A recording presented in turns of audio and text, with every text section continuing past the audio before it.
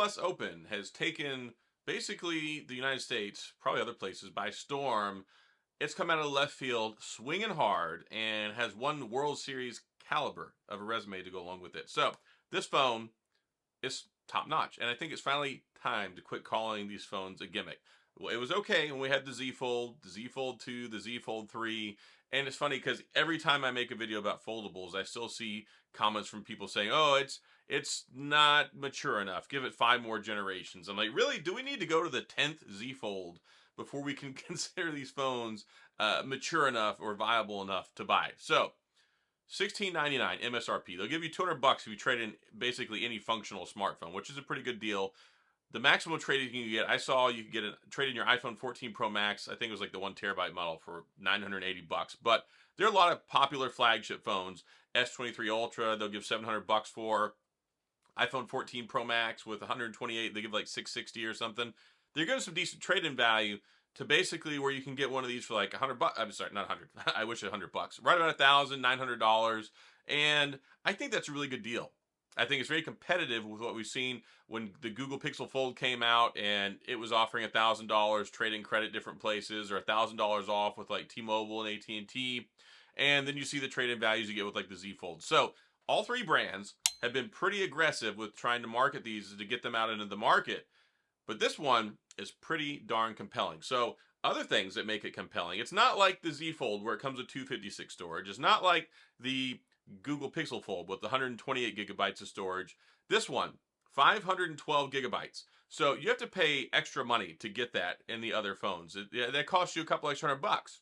You get the screen protector on the front, you get the screen protector on the inside, you get the case that comes with it, which also saves you money, and you get the 67-watt charger. So if you take a look at the charging, one of the things that people have complained about a lot with the charging on the foldable phones is it's slow. 25 watts on the Z Fold 5, 30 watts basically on the Pixel Fold, 67 watts. You can charge this basically twice as fast as those phones, and it has a big battery. It has a bigger battery than the Z Folds, like 4,800 milliamps.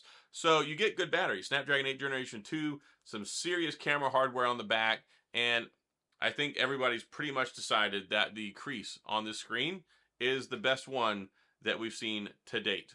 Now, it may look like there's a bit of a crease, so you can see the fingerprints as well. Sorry about that. But the crease, you can hardly feel it, and it's very, very minuscule in the way that they've designed this. And it's actually probably just about the best folding hinge that we have on foldable phones. And I like it has that nice little satisfying little push to lock it into place at the end. 69 parts, that's it. 69 internal parts that make up all this folding mechanism. I know there's some criticism. It's IPX4 instead of IPX8, but here we go. Like, my thought process is, I'm not taking an IP68 phone in the water. Like, don't take your phone in the water. Don't take your folding phone in the pool. Don't drop it in the toilet. Don't throw it out in the ocean to see how well it works out, because it won't work out well for you. So IPX4 I think is fine. It's like significantly splash resistant, and there's also some criticism that it doesn't have wireless charging.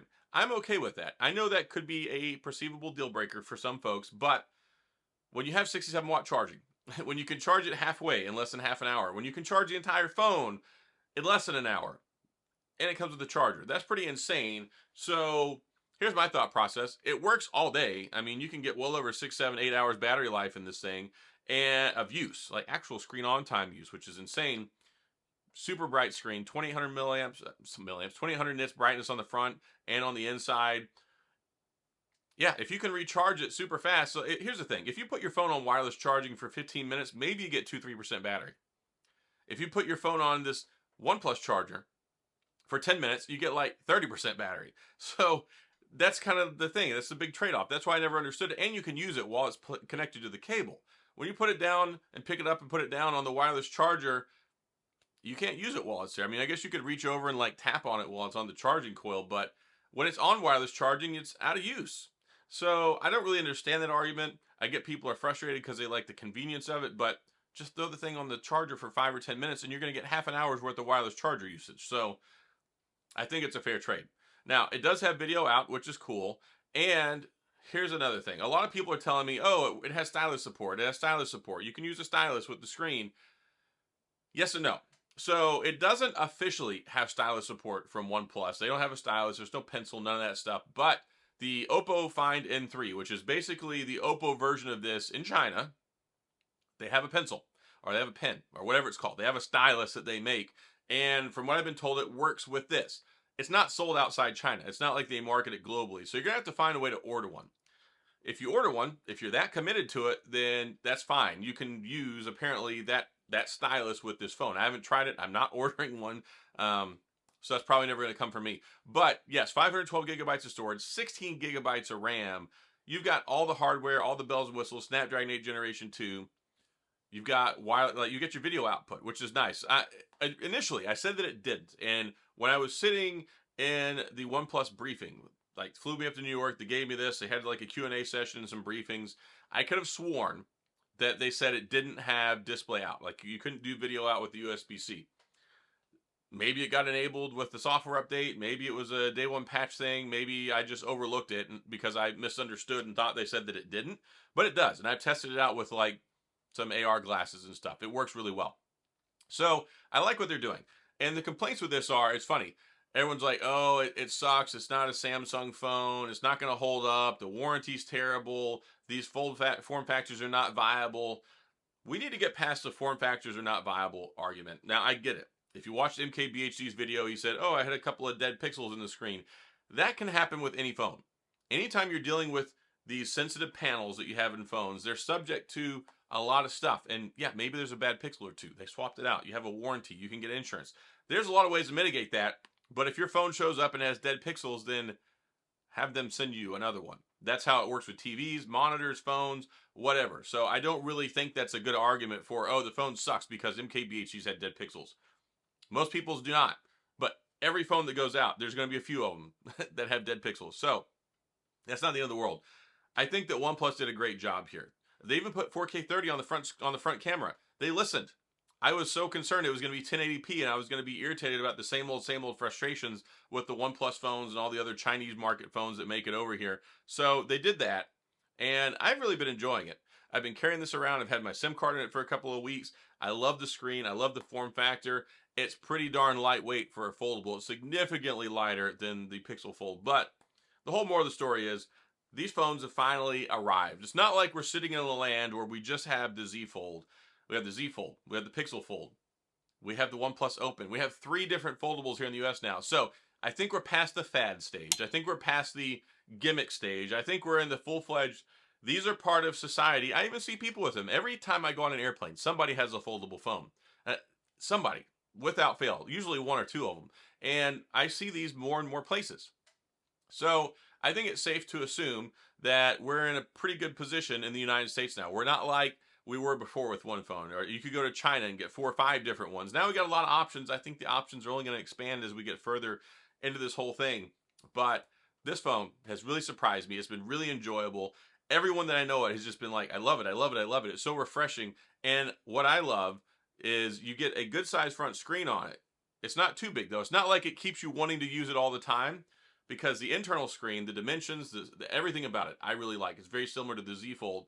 So it doesn't suffer from the Pixel Fold issues, where the front screen is so good, but the inside screen is so not good. Like, I just don't really like the dimensions. It's kind of off-putting, the weight, the way it's designed. This is great. This is really great. It's very comparable to the Z Fold. I hope at some point, maybe it's a month from now, maybe it's 3 months from now, I would love to see OnePlus come out and say, oh, by the way, guys, we have a $100 pencil you can buy for this and use. That would be great.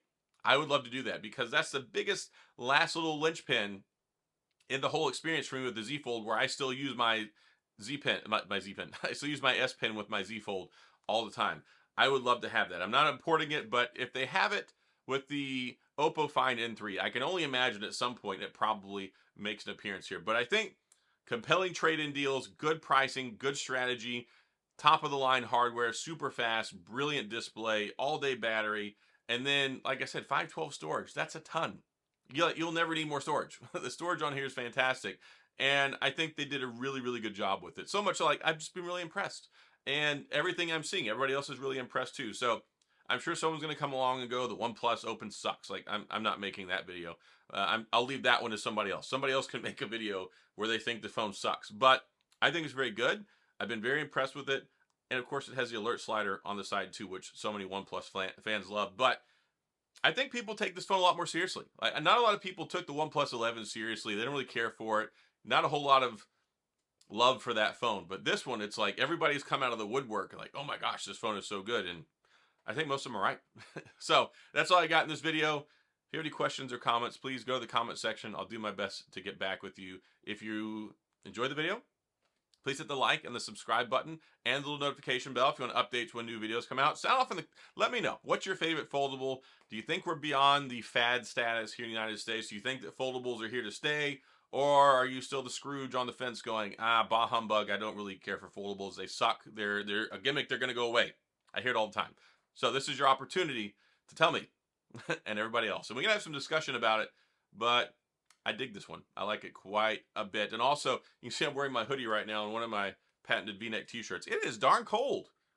Like, it is really cold here. It dropped down to like 40 something this morning and it was like 86 yesterday. So yeah, big like 45-degree temperature swing, and I'm loving every minute of it. And it's going to be a nice Halloween. Happy Halloween. I hope you all have a wonderful, safe Halloween. If you got kids going out trick-or-treating, enjoy it, have fun, let them celebrate, get some candy, be safe, all those great things. But yeah, we're well on our way to finally some fall here in the southern United States. But yep, gonna close this one. No longer talking about the Open. We'll close up shop. That's all I got.